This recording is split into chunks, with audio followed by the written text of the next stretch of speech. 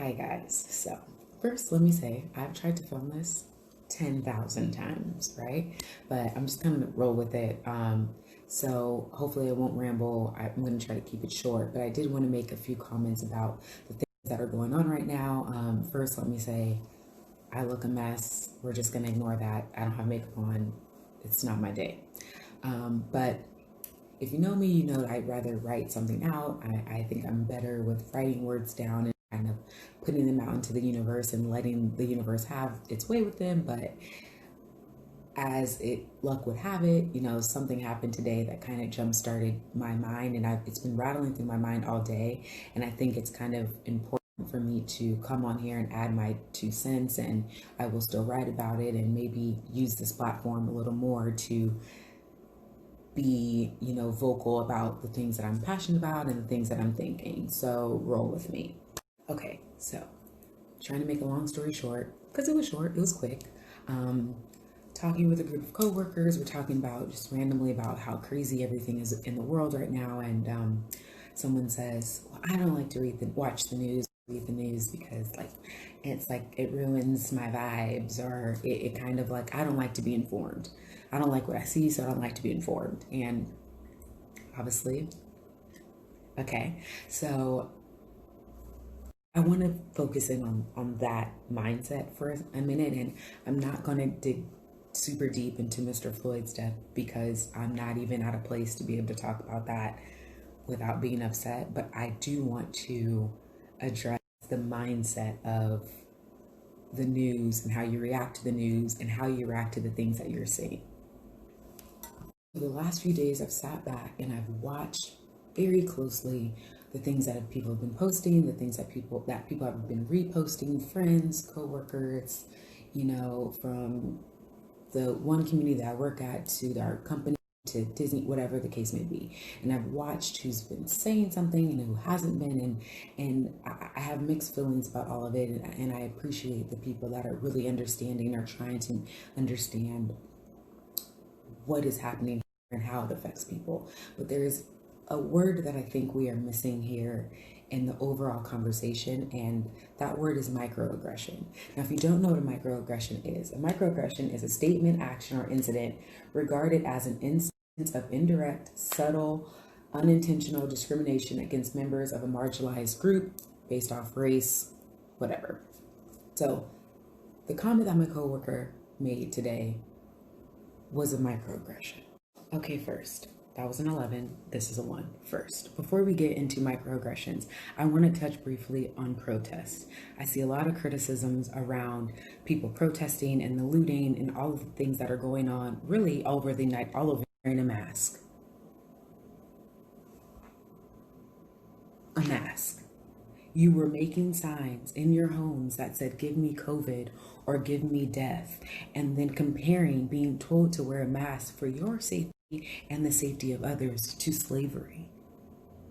Funny you would do that because your great grandparents are the ones who probably started it all. So you don't get to decide who gets to protest.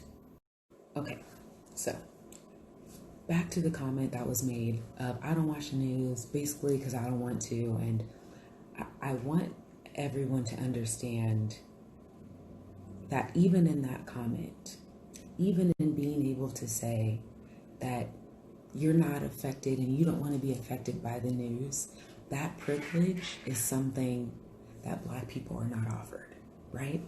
I did not wake up the other day and say, I would love to see a man pinned on the ground under the knee of an officer for 8 minutes.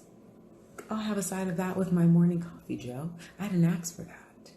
So we're not asking for these things to happen to us. They're happening because they're real and they've always happened. Now they're just on film. So I'm sorry that those things make you uncomfortable. So when you talk about protesting, and you talk about people being upset and you wonder why they're reacting that way, I want you to circle back to what happened at the beginning of the week with Amy Cooper and Christian Cooper and the dog in Central Park. The way that she turned on her Oscar-winning white woman voice to call the police on a man that asked her to put a leash on her dog is exactly why people are through. I have met Abigail and Becky and Karen and Patty a million times in my life. This morning, when she said, I don't have to watch the news, that's just the same thing. The worlds that we are existing in are starkly different. They could not be more day and night. And that is why we are tired.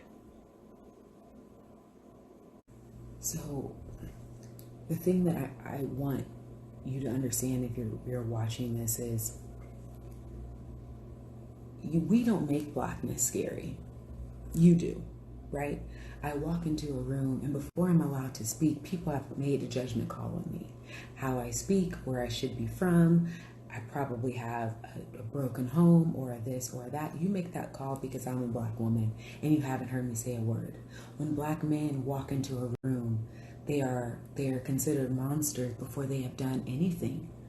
And so while you just see a white woman overreacting or an officer maybe, dealing with a man that might have broken the rule, I see my father, my cousins, my uncles, my friends.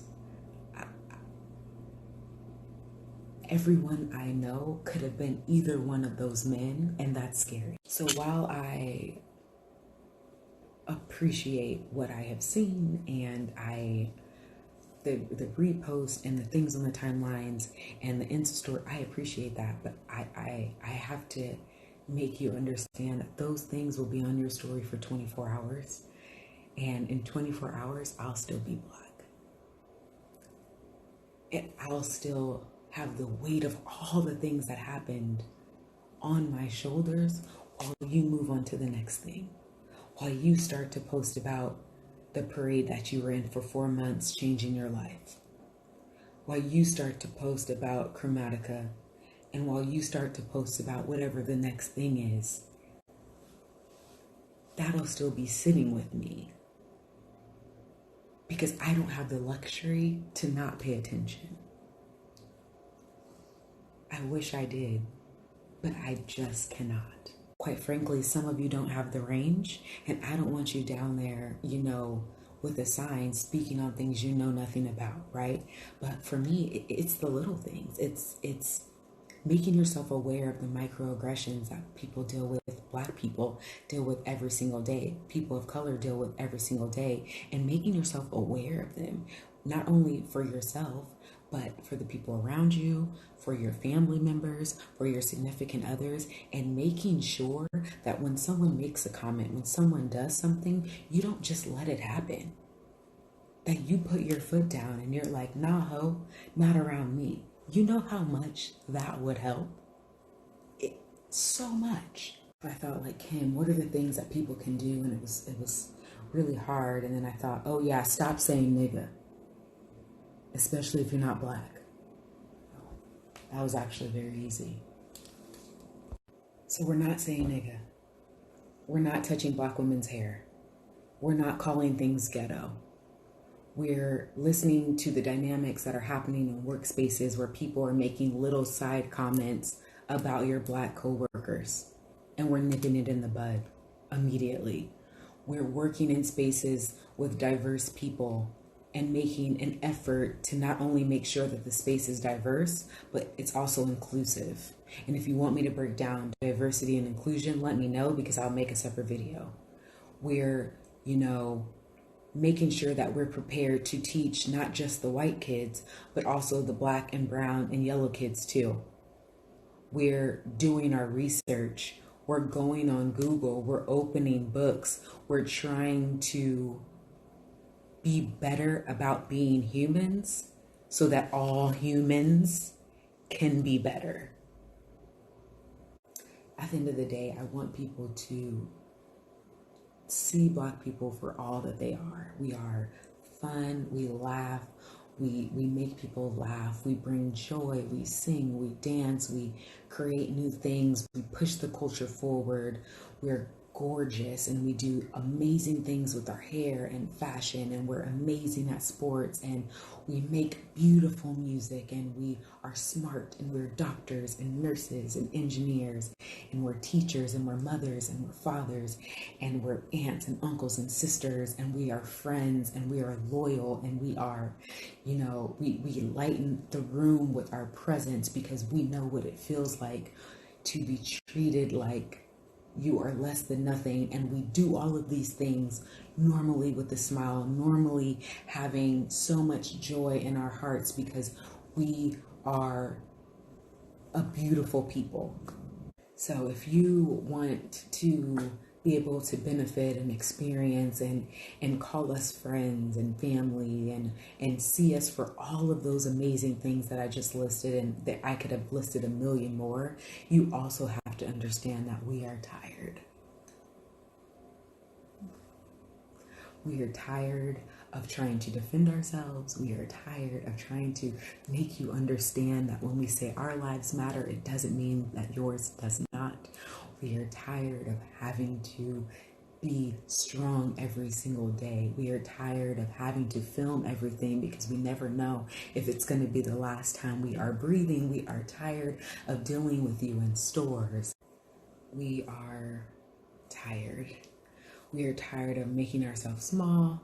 We are tired of watching what we say so we're not the angry Black woman. We are tired of you loving Beyonce but not what she stands for. We are tired of standing by you, whether you're Latinx or Asian or queer, and then feeling like no one is standing with us. We are tired, and the days are long and they are numbered, and 2020 is a full, hot mess. But if you want to know what you can do, make a Black person around you a little less tired tomorrow. I'm not asking people to move mountains, but I'm asking people to be aware and know that the world is different for everyone and that my reality is valid. All right, guys, that was long. Someone's a little long-winded, am I right? That's me, I'm someone. No, but seriously, I was just kind of going off the cuff, and I appreciate you if you sat through. I do appreciate you if you got through all of that. I by no means am an expert, but I am a Black woman that has had some crazy experiences, and maybe instead of using our Instagrams as only ways to post our beautiful photo shoots, sometimes we gotta talk about some real stuff too. So I realized that I could and do and should do more, and so maybe we'll mix a little of these in every so often, because when I tell you, you'd be surprised of some of the things, okay? You'd be crazy. But I thank you for listening, and I hope this opens you up to listening to other people that are much smarter and much more eloquent than I am. And, like I said, knowledge is power. So read a book, do your research, and let's fight the good fight, because it's about that time.